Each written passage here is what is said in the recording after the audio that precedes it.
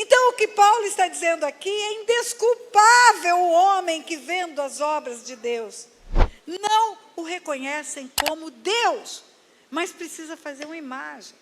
Aí continua o texto. Versículo 22, inculcando-se por sábios, tornaram-se loucos e mudaram a glória do Deus incorruptível em semelhança da imagem de homem corruptível. Mudou. Bem como de aves, quadrúpedes e répteis. Por isso, Deus entregou tais homens por causa disso, em decorrência disso, como resultado disso, da idolatria. Deus entregou tais homens à imundícia. Diga imundícia. Pelas concupiscências de seu próprio coração, para desonrarem o seu corpo entre si, pois eles mudaram a verdade de Deus em mentira, adorando e servindo a criatura em lugar do Criador, que é bendito eternamente. Amém. Por causa disso, olha, é consequência da idolatria. Por causa disso, os entregou Deus às paixões infames. Diga paixões infames. Você disse imundícia, diga imundícia. Diga paixões infames. Tudo isso é consequência da idolatria. Por causa disso, entregou Deus às paixões infames. Até as mulheres mudaram o modo natural de suas relações íntimas por outro, contrário à natureza. Mulheres mudando o modo natural por outro, contrário à natureza. Eu não vou falar claramente, porque tem gente aqui que é criança nessa sala. A pergunta é natural comer milho pelo ouvido? Não. Então, mudaram o modo natural de fazer relações. Por outro, contrário à natureza. Mudaram o local, a forma de relacionar-se. Semelhantemente, os homens também, deixando o contato natural com a mulher, se inflamaram mutuamente em sua sensualidade, cometendo torpeza homens com homens, e recebendo em si mesmos a merecida punição. O que é que está escrito, então? Que essa confusão da identidade sexual, que essa confusão que se instalou na natureza humana, a respeito das relações sexuais da natureza, homem e mulher, decorre da idolatria. É consequência espiritual da idolatria. Quanto mais idólatra uma família, mais perversão sexual tem na família. Diga ai, ai, ai. Tem mais uma consequência que eu vou falar daqui a pouco. Mas a idolatria é uma loucura, queridos. A idolatria é uma loucura. A Bíblia diz é loucura. É loucura a idolatria. Adorar coisas ao invés de adorar Deus. O idólatra, ele justifica que ele não adora. Eu não adoro, é uma veneração, é uma memória que eu tenho do santo. É como se fosse a fotografia do meu pai, da minha mãe. É uma boa lembrança. Não é mentira, eu fui idólatra, é mentira. Nesse livro tem um capítulo que eu respondo a essas questões. O livro é a verdade que me libertou. Eu nunca fiz fotografia do meu pai e da minha mãe para adorá-los. Eu nunca me ajoelhei diante da fotografia do meu pai. Nunca levei flores para a fotografia da minha mãe. Nunca fiz procissão com a fotografia do meu pai. Não é verdade. É idolatria mesmo. Outra coisa, eu não tenho o ídolo como Deus. A senhora está enganada. Não estou enganada, porque eu fui idólatra. Eu acreditava que a minha santinha, que era Nossa Senhora das Graças, me responderia lá no meu quartinho de menina, e responderia para uma outra menina lá no Paraguai, e responderia para outra menina lá na Europa. O nome disso é onipresença. Onipresença é atributo exclusivo de Deus. Onipotência, onisciência. O idólatra, ele é um cego espiritual. Tem olho, não vê, tem ouvido, não ouve, tem boca, não fala, tem mão, não apalpa. Eu tive um sonho. Eu tive um sonho há algum tempo atrás. Olha que sonho interessante. Eu estava pregando para uma mulher que tinha uma prateleira de ídolos. O maior era do tamanho dela, o menor era do tamanho dessa taça aqui. Aquela fileira de ídolos na sala dela, uma prateleira linda de madeira grossa, ídolos de todos os tamanhos.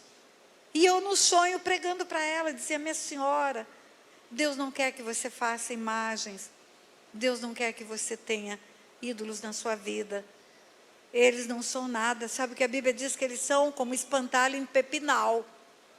Sabe que a Bíblia diz que eles trazem maldição para a sua casa. Está escrito em Deuteronômio: não meterás na sua casa para que não sejas amaldiçoado. Sabe que a Bíblia diz que eles são coisa imunda. Isaías 30, 22 fala: joga fora como coisa imunda, e diz: fora daqui. Só que nada que eu falava no sonho resolvia. Aquela mulher estava cega, como está escrito na Bíblia. Aí eu tive uma ideia. Eu pedi um café. Eu falei: me dá um café. E ela foi para a cozinha. Quando ela foi para a cozinha, eu peguei um ídolo do meio. Do maior para o menor, o do meio era desse tamanho. E atrás de mim tinha uma cortina. E eu peguei aquele ídolo do meio e coloquei atrás da cortina. Ficou aquele vão na prateleira. Quando ela voltou com a bandeja de café, ela bateu o olho lá e viu que tinha tirado um ídolo. E eu estou falando de um sonho para você. E ela olhou para mim com um olhar bem firme e falou: cadê o meu santo? E eu fiquei quieta. Cadê o meu santo? Onde você colocou? E eu fiquei quieta. Ela falou: é claro que foi você que pegou. Só tem você nessa sala. Cadê o meu santo? Aí eu disse para ela mansamente: querida, pergunta para ele onde ele foi. Ela olhou bem no meu olho e ela falou: ele não pode responder. Eu falei: verdade, ele não pode responder. Mas você pode perguntar para os outros aonde ele foi. Porque os outros viram ele sair. E ela disse: eles não podem responder. E não podem mesmo. Aí o sonho acabou. É uma loucura a idolatria. É uma loucura. Certa feita, num dos seminários que fazemos, esse seminário chamado Silk, foram 3 moças, porque nós fazemos oração para casamento. Você vai entender quando eu falar a última maldição da idolatria. Fazemos oração para casamento, porque uma das maldições da idolatria é não casar. E muitas mulheres vão para os seminários porque querem oração para casamento. E foram 3 médicas, 3 mulheres lindas, cultas, mulheres de boa aparência, mulheres de bom estilo, bem vestidas. E elas foram para lá. E assistiram a primeira aula, assistiram a segunda aula, a terceira aula. São 5 dias, com aula manhã, tarde e noite.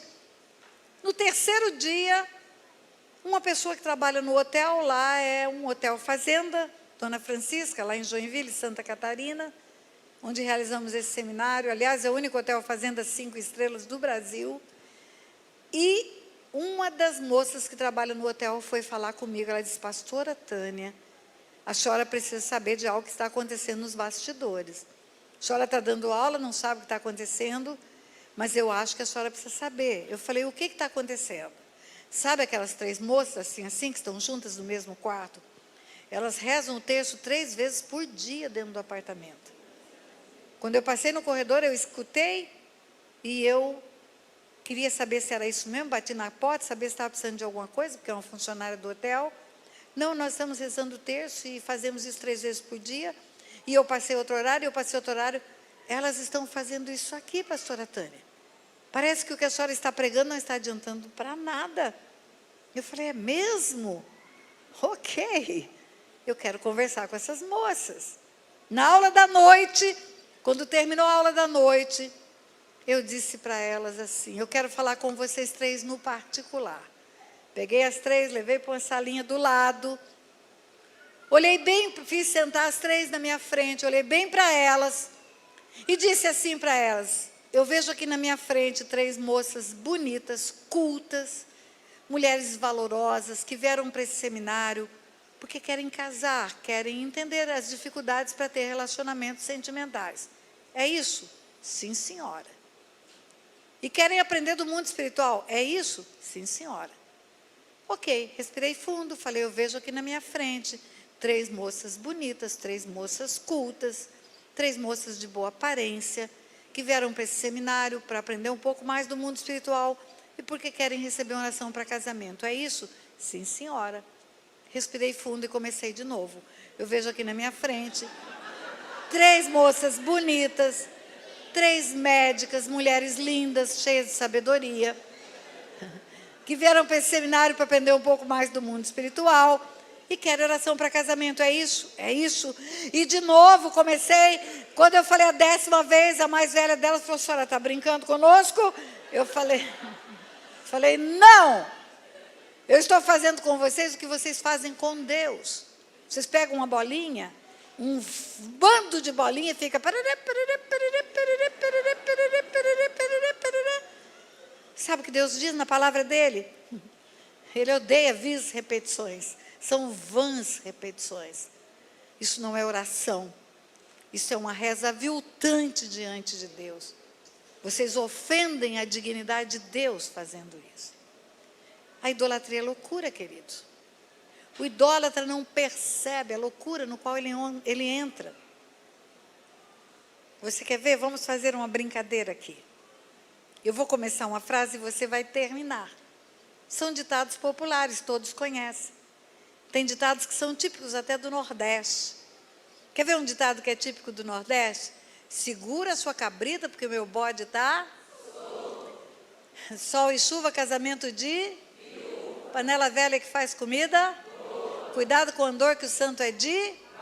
É de barro. É de barro.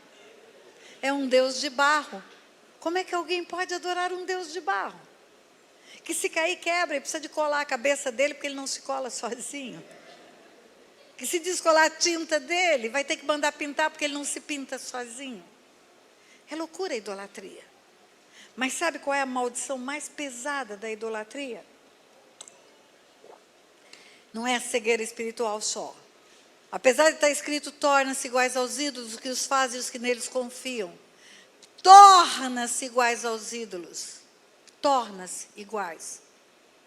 Como são os ídolos para eu me tornar igual pela idolatria? Como é que se torna aquele que confia no ídolo? E aquele que faz, que é o artífice, torna-se o quê? Além de cego espiritualmente, torna-se solitário. Torna-se solitário. Os ídolos são solitários. Os ídolos não têm família. Os ídolos não se casam. Os ídolos não geram filhos. Torna-se solitário. Casamentos acabam como consequência espiritual da idolatria. Mulheres ficam solteironas como consequência espiritual da idolatria. Casamentos ficam de fachada, não tem vida conjugal, tem aparência só. Por quê? Porque os ídolos são solitários. Quem é o marido de Santa Bárbara? Quem é o marido de Nossa Senhora das Dores? Quem é o marido de Santa Edu Virgem? Quem é o marido de Nossa Senhora das Graças? Quem é o marido da Aparecida? Quem é o marido da Conceição? Não tem. Quem é a mulher de São Paulo? São Marcos, São José, São Lucas, São João Batista, Santo Antônio, o casamenteiro. Quem é a mulher dele? Não tem. Não tem família na idolatria. Não, pastora, a senhora está enganada, tem a Sagrada Família. Jesus, Maria e José. Claro que tem uma família. É. O que é o casamento pela Bíblia Sagrada? Não é pela idolatria, pela Bíblia Sagrada. O que é o casamento? Deixará o homem, seu pai e sua mãe, unir-se à sua mulher, e serão os dois uma só carne. Casamento na Bíblia tem que ter sexo, conjunção carnal. Casamento na Bíblia tem que ter união física. O que a idolatria fala da Sagrada Família? Que Maria é virgem. Então não teve conjunção carnal com José. Apesar de que na Bíblia diz que ela teve até filhos. Mas a idolatria nega o casamento dela. Então, na idolatria, todos os santos são solteiros e negam o casamento de Maria com José. E como são os líderes? Solteiros. Os sacerdotes, solteiros. E como são as mulheres? As beatas freiras, solteiras. E quem é casado na idolatria? Diga ninguém. Diga ninguém. Ninguém. Torna-se iguais aos ídolos os que os fazem e os que neles confiam. Famílias que têm históricos de idolatria, tem muita separação conjugal, tem muito casamento de fachada, tem muito casamento que não dá certo, tem muita gente solteira que não arruma casamento. Tem muita mulher que aparece homem na vida dela só para ter sexo, porque a promiscuidade é consequência da idolatria. Por isso vossas noras adulteram e vossas filhas se prostituem. Mas não tem casamento conforme a palavra de Deus. Então, queridos, heranças espirituais existem. Faz um mapeamento, pega uma família bem idólatra que você conhece. E vai ver o que aconteceu com as filhas, com as noras, com as meninas dessa família, dessa herança. Está todo mundo tão quieto. Você pode dizer ai, ai, ai? Muito bem, eu acho que chegou a hora de orarmos, né?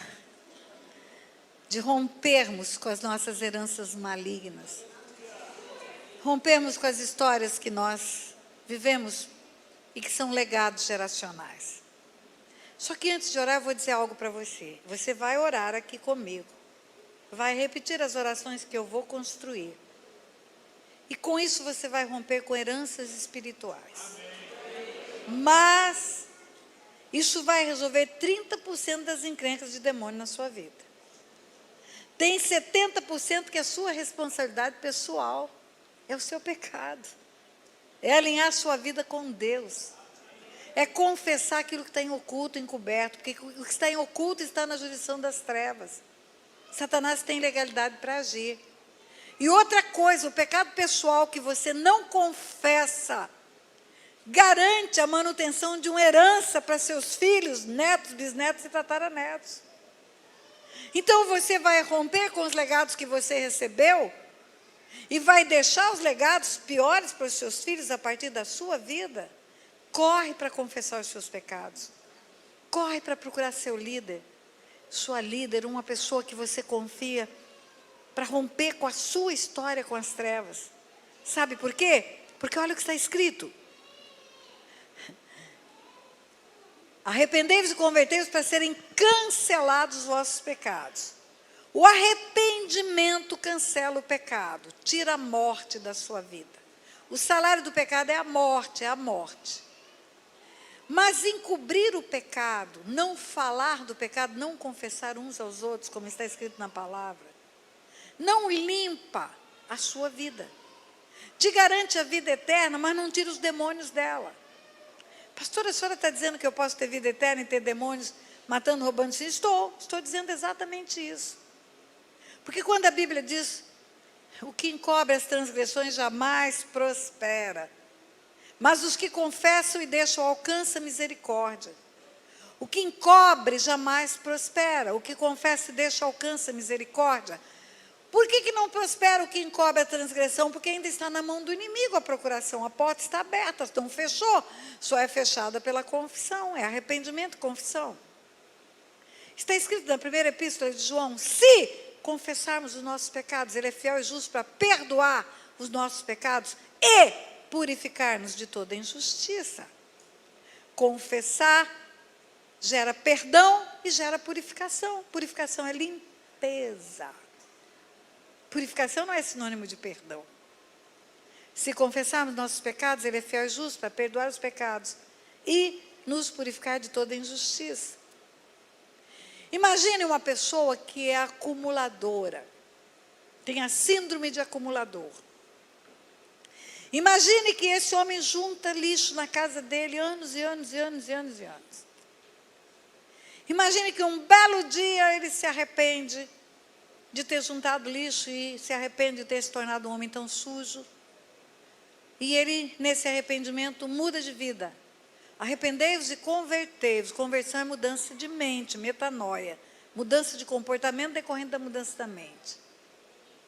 Nunca mais eu vou catar lixo na vida. Acabou agora aqui, acabou aqui. Nunca mais eu vou pegar um saco de lixo para bisbilhotar e levar alguma coisa para casa. Acabou aqui. Eu sou nova criatura, sou nova criatura. Você escutou dizer quantas vezes aquele que está em Cristo é nova criatura? Coisas velhas já passaram, tudo se fez novo. Significa que você já ficou limpo? Não. Você apenas não vai fazer mais o que fazia.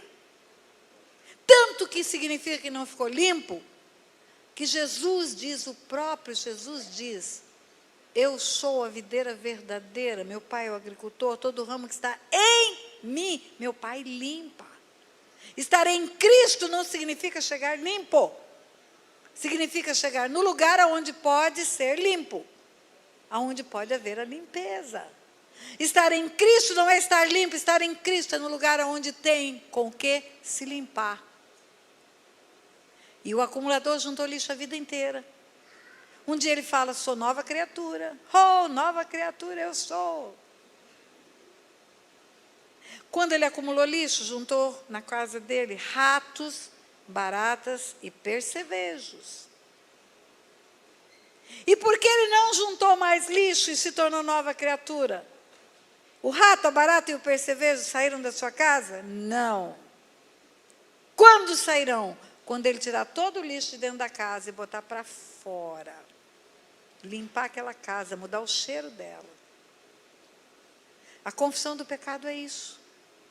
Você tira o lixo que acumulou na sua vida. Por que uma pessoa não confessa pecado? Porque ela tem um zelo pela sua reputação. Espera aí. Eu não falei para você do pecado de Abraão?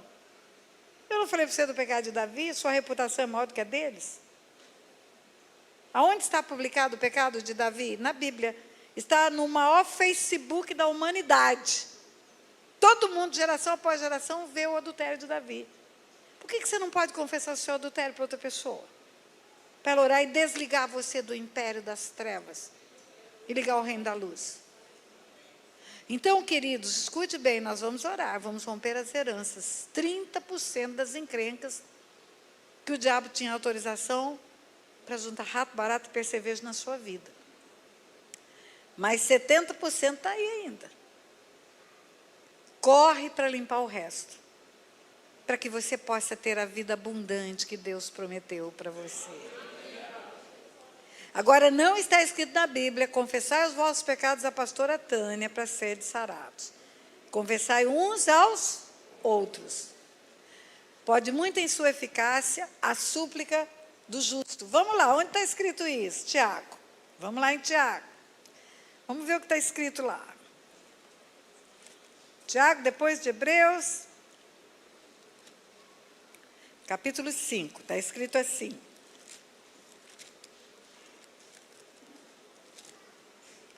Versículo 13. Está alguém entre vós sofrendo? Faça oração. Está alguém alegre? Cante louvores. Está alguém entre vós doente? Chame os presbíteros da igreja e estes façam oração sobre ele, ungindo-o com óleo em nome do Senhor. E a oração da fé salvará o enfermo, e o Senhor o levantará. Olha que maravilha, você está doente, chame os líderes, o presbitério é a liderança, os diáconos, são as mulheres de intercessão, é o povo que tem autoridade na igreja, chame, que vai orar por você com fé, vai ungí-lo, e você vai ficar de pé, e a sua doença vai embora. Só que tem um ponto e vírgula aqui. Eu falo que para você entender, às vezes, uma revelação, você precisa saber a língua portuguesa. Ponto e vírgula significa, olha, o assunto é correlato. Não é a continuação do que eu falei, mas tem correlação com o que eu falei. E depois do ponto e vírgula está escrito assim. E, se houver cometido pecados, ser-lhe-ão perdoados. Confessai, pois, os vossos pecados uns aos outros, e orai uns pelos outros para seres curados. Muito pode, por sua eficácia, a súplica do justo. Então, aqui está falando de duas coisas diferentes. Está falando de uma doença física, natural, um Covid, um acidente, uma queda como eu levei, que danificou o quadril, o ombro. Está falando de algo físico. Vai lá, ora, unge com óleo, e o Senhor vai levantar. Mas também está falando de outro tipo de enfermidade espiritual, resultante do pecado. Tem doença resultante de pecado? Muitas doenças, muitas. Vou te dar um exemplo bíblico. Aquele homem do tanque de Betesda, 38 anos, tetraplégico. Jesus cura aquele homem, depois Jesus encontra com ele na sinagoga e fala para ele, vai, não peques mais, para que não te suceda coisa pior. Porque era pelo pecado daquele homem que ele estava tetraplégico. Vai, não peques mais, para que não te suceda coisa pior. Então, a partir do ponto e vírgula, é doença espiritual. Pode encher banheira de azeite, dar banho no óleo. Pode botar todo mundo de joelho para interceder por ele. Pode ficar magro, igual um cabo de microfone de jejum e oração. Não vai curar. Porque a enfermidade decorre de uma procuração dada a Satanás por um pecado encoberto. Enquanto não confessar o pecado, não vai ser curado. Se houver cometido pecados, seriam perdoados. Confessai os vossos pecados uns aos outros e orai uns pelos outros para seres curados. Pode muito em sua eficácia a súplica dos justos. E justo aqui não é presbitério. Justo é todo aquele que é lavado e remido pelo sangue de Jesus. Qualquer pessoa crente, convertida, que entregou a vida para Jesus, pode concordar com a oração de um pecador. Qualquer um. Qualquer irmã sua em Cristo Jesus pode ouvir a sua confissão e concordar com ela. E desligar a sua vida do império das trevas. Orai uns pelos outros, confessai os vossos pecados uns aos outros para seres curados. Pode muito em sua eficácia a súplica do justo. Então não permita que tenha procuração na mão de Satanás. Não deixa nada seu na mão do diabo. Nada. Absolutamente nada. Vamos romper as heranças agora, 30%. E tem 70% que está na sua mão para resolver. E esse 70% é você e outra pessoa. Se eu confessar só para Deus, pastora, não é só para Deus que tem que confessar? Quando está escrito, o que encobre jamais prospera, o que confessa e deixa alcança misericórdia, não está falando de Deus? Lá em Provérbios 28. O que encobre as transgressões jamais prospera, mas o que confessa e deixa alcança misericórdia. Não, não está falando de Deus. Porque o mundo espiritual é regido por leis. E Deus mesmo estabeleceu uma lei a partir da vinda de Jesus. E é Jesus que proclama essa lei. Quando 2 ligam na terra, liga no céu. Quando 2 desligam na terra, desliga no céu. Quando concorda na terra, concorda no céu. Quando eu falo para você que o mundo espiritual é legal de leis. Vamos lá, vamos pensar num crime praticado. Acontece um homicídio, e esse homicídio é flagrado por uma autoridade competente. Um policial militar, um policial federal assiste o crime, escreve o que viu, relata o que viu, lavra o que chamamos de auto de flagrante, o auto flagrante. Esse documento chamado auto flagrante, o auto de flagrante, é suficiente para condenar o culpado. Ele não precisa confessar nada. E nem precisa de testemunha mais. Porque uma autoridade competente presenciou, declarou o que viu e assinou o que viu. Quem é a autoridade competente que viu o seu pecado e que já fez o auto de flagrante? É Deus. Nada fica encoberto aos olhos daquele a quem temos que prestar conta. Tudo está patente aos olhos de Deus. A palavra não chegou à boca, ele sabe qual é. O pensamento não chegou à mente, ele já sabe qual é. A Bíblia fala que ele conhece a intenção do coração, os afetos do coração. Então não é confessar para ele, porque ele já sabe de antemão.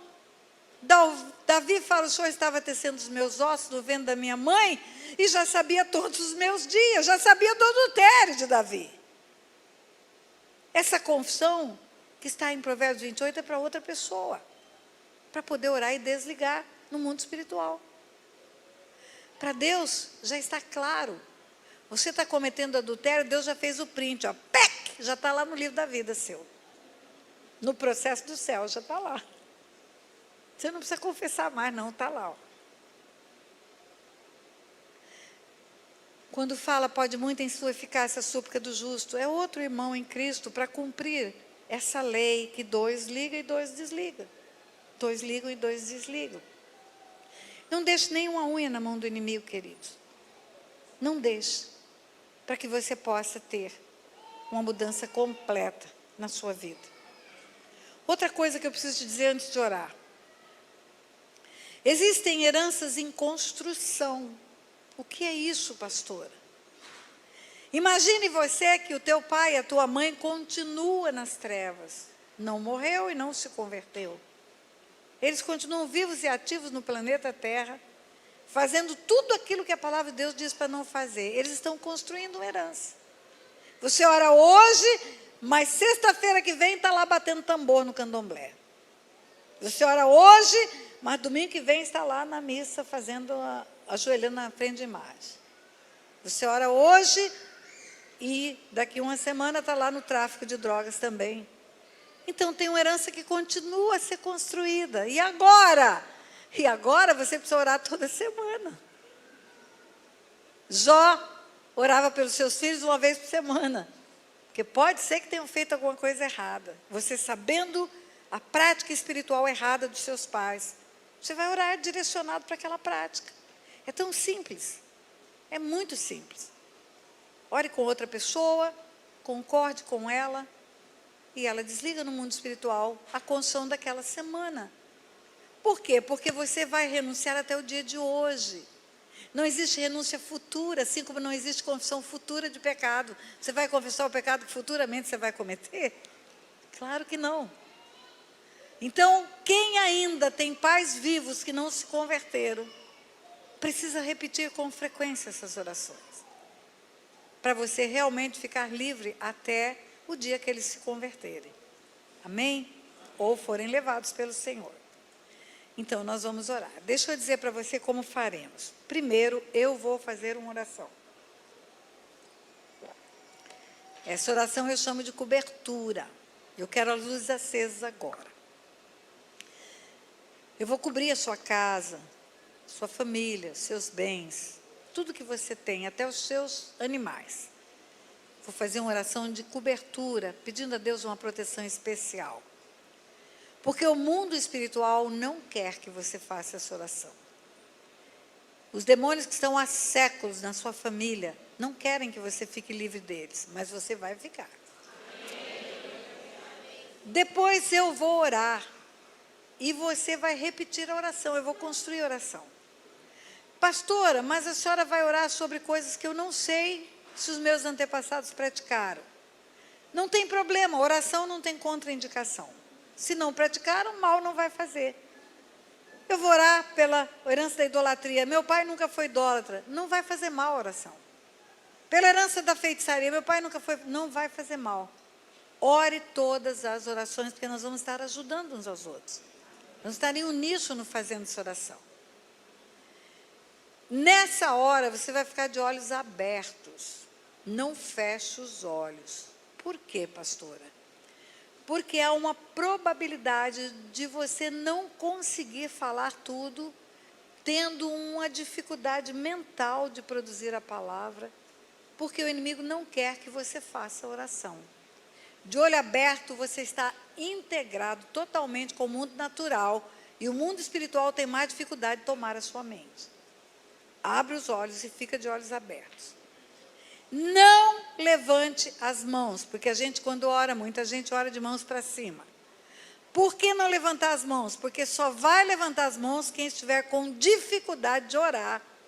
E aí um dos líderes da igreja, um dos pastores, um dos obreiros, que eu quero que fiquem de olho desde agora, em pé, olhando todo o grupo, vai até você para ajudar você a concluir a oração.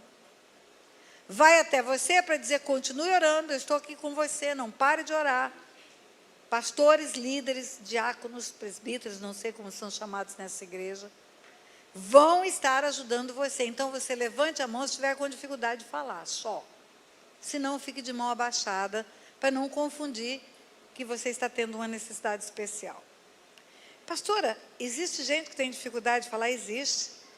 Existe um bloqueio que é feito para que você não ore. Sabe por quê? Porque espíritos familiares que estão há séculos na tua família vão perder o lugar hoje. Eles vão perder o lugar hoje. Então você vai falar, é pela palavra que as coisas são construídas no mundo espiritual. E depois que você orar, eu vou orar outra vez. E a minha oração vai ser concordando com a sua oração, ligando na terra, pedindo ao Senhor que ligue nos céus e desligando da sua vida as heranças malignas que vieram. Eu estou vendo muito deslocamento, eu não sei se você já está levantando para ir embora, se é para ir ao banheiro. Não demore para voltar se você pretende voltar, porque nós queremos fazer isso juntos. Eu vou pedir para o grupo de louvor subir no altar. Depois da oração, nós vamos adorar com um louvor. E eles podem repetir no altar, não tem problema eles fazerem a oração deles no altar. Eles estão fazendo também o seminário, a conferência. Então, mesmo no altar, eles vão poder fazer a oração de renúncia das heranças.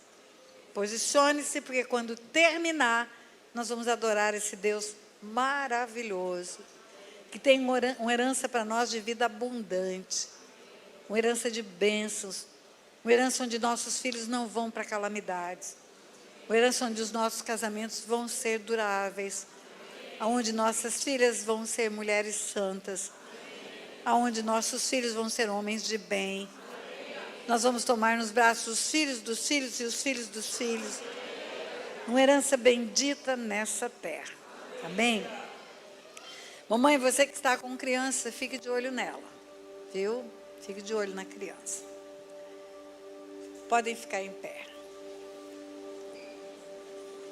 Lembra, eu vou orar primeiro.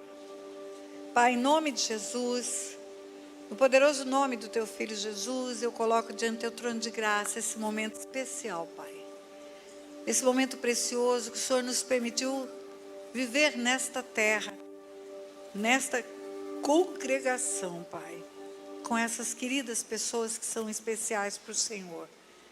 Foi o Senhor mesmo que juntou esse povo. Foi o Senhor mesmo, eu creio nisso, eu creio que não há acaso aqui. O Senhor reuniu aqueles que o Senhor queria que estivesse aqui. Muitos quiseram vir e não puderam, Pai, mas eles estão aqui.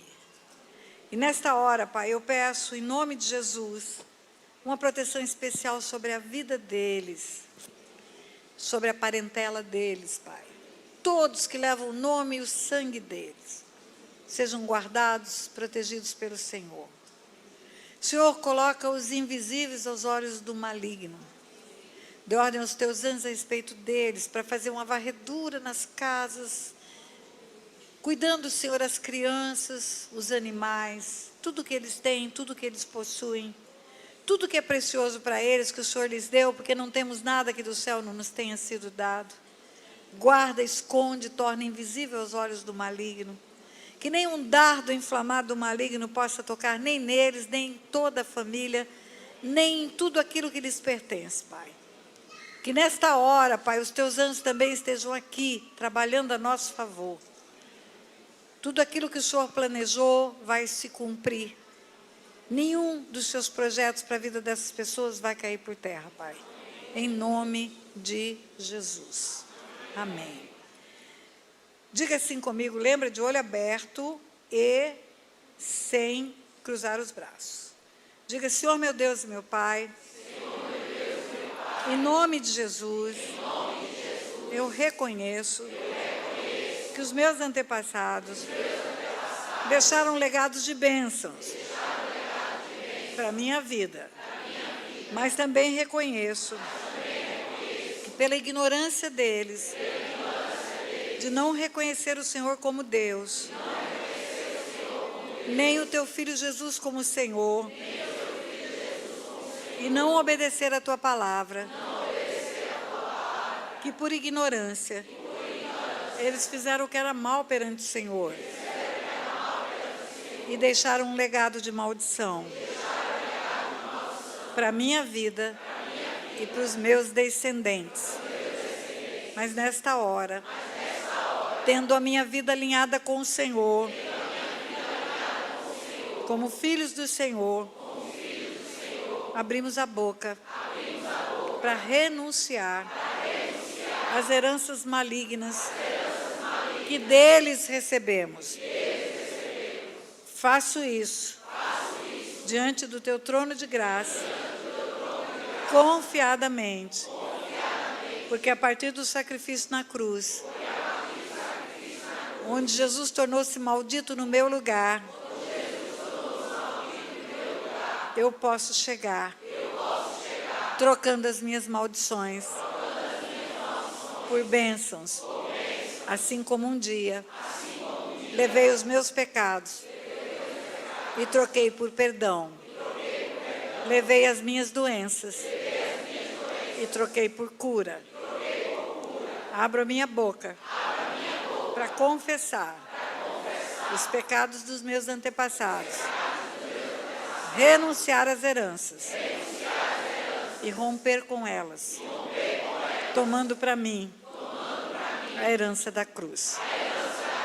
Diga em nome de Jesus, eu reconheço os pecados de roubos e furtos praticados pelos meus antepassados, negócios ilícitos, apropriação indébita, fraudes, causando prejuízo a terceiros, lesando pessoas.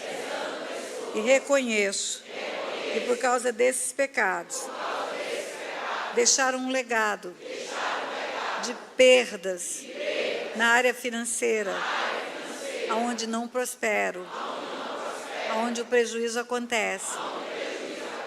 Mas confessando o pecado deles e renunciando à herança, eu ordeno que os espíritos roubadores que vieram para a minha vida por causa dessa herança saiam agora, pelo poder que há no nome de Jesus.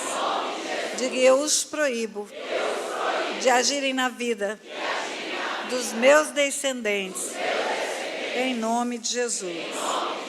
Diga da mesma forma, eu reconheço os pecados de vícios dos meus antepassados. A tua palavra diz que devemos apresentar nosso corpo, nossa alma e o nosso espírito em integridade diante do Senhor.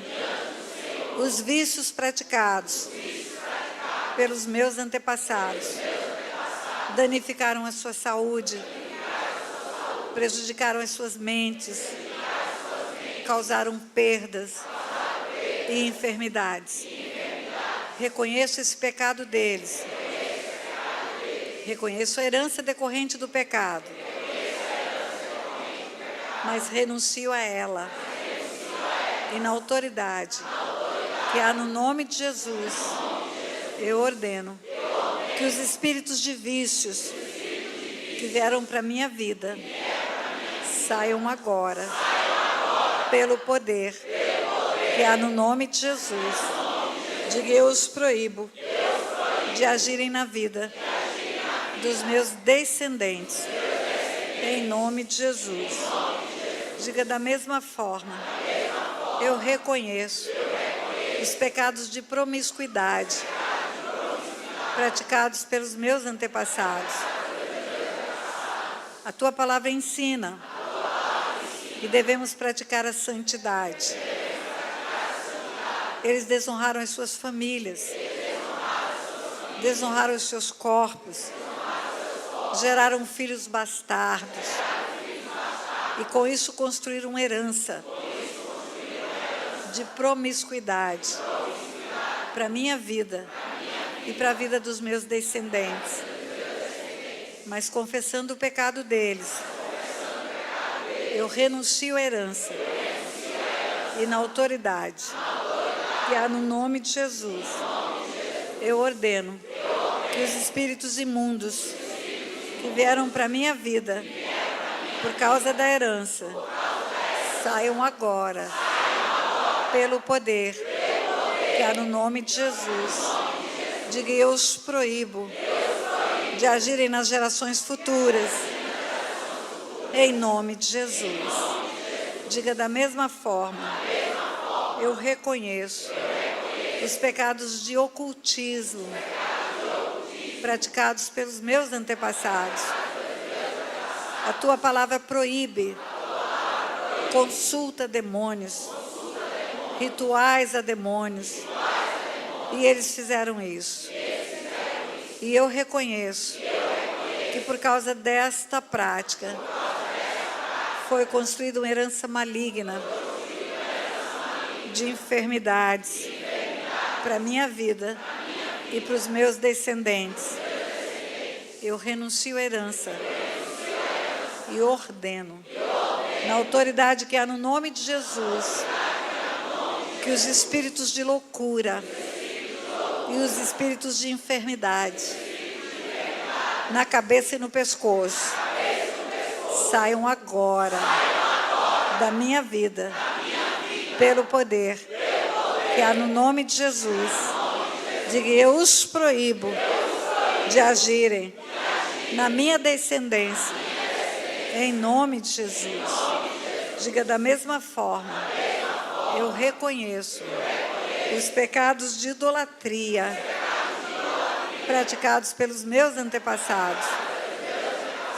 A tua palavra diz, não farás para ti imagem de escultura, não as adorarás, não lhes darás culto. E eles fizeram isso. Não apenas isso, mas consagraram seus filhos, deram nome aos seus filhos, consagraram seus casamentos e construíram assim uma herança maligna para a minha vida. Reconheço o pecado deles e renuncio à herança e na autoridade que há no nome de Jesus. Eu ordeno que os espíritos imundos que vieram por causa dessa idolatria saiam agora da minha vida, pelo poder que há no nome de Jesus. Diga, eu os proíbo de agirem na vida dos meus descendentes, em nome de Jesus.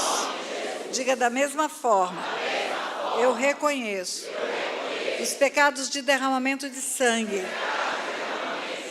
praticados pelos meus antepassados, homicídios, abortos, violência doméstica, prática de escravidão, todo tipo de maldade que gerou em derramamento de sangue.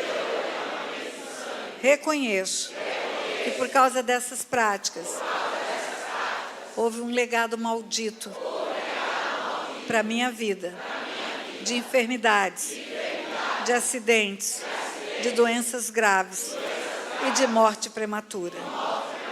Eu renuncio a essa herança e na autoridade que há no nome de Jesus, eu ordeno, espíritos de morte, saiam agora,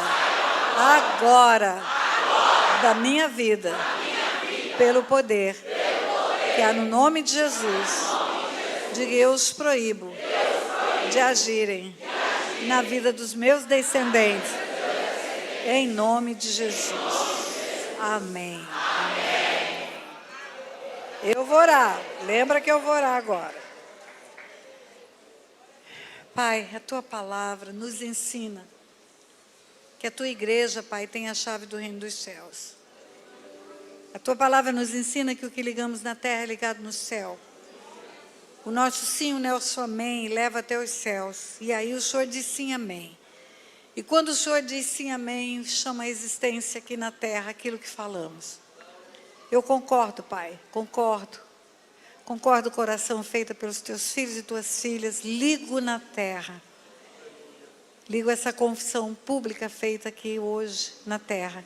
Pedindo ao Senhor que ligue nos céus. E desligo, Pai, desligo. Desligo espiritualmente essas heranças malignas da vida deles. Desligo agora, Pai, pelo poder que há no nome de Jesus. E ligo a vida deles à herança da cruz, Pai. a herança da vida abundante, a herança das promessas que o Senhor tem, dos planos que o Senhor tem, Pai. Em nome de Jesus, em nome de Jesus. Eu abençoo o teu povo, Pai, que aqui se reúne, Pai, para prosperar em todo o tempo, em tudo que fizer, por onde andar, Pai. Declarando que a boa mão do Senhor será sobre eles. Declarando que não haverá mais lutas financeiras, eles vão plantar e colher, vai prosperar aquilo que eles fazem. Declarando que famílias benditas serão estabelecidas, que os filhos não mais viverão na calamidade, Pai. Declarando em nome de Jesus um tempo novo para teu povo, Pai, em nome de Jesus. Declarando que aquelas mulheres, Pai, que até hoje estavam esperando um casamento para constituir famílias, vão encontrar essa família agora, Pai, em nome de Jesus. Amém, amém e amém. Graça e paz. Inscreva-se nesse canal para o YouTube enviar para outras pessoas o vídeo que você acaba de ver e que edifica a sua vida e vai edificar a vida de outras pessoas também. Faça a divulgação desse vídeo nos seus grupos, para os seus amigos. Você vai estar me ajudando a impulsionar essas verdades que Deus tem me instruído para compartilhar com você. E eu vou ficar muito agradecida. Eu quero que muitas e muitas pessoas neste mundo tenham acesso a essas verdades espirituais. Por isso eu estou lhe fazendo esse pedido. Inscreva-se, dê um like, divulgue. Deus abençoe sua vida.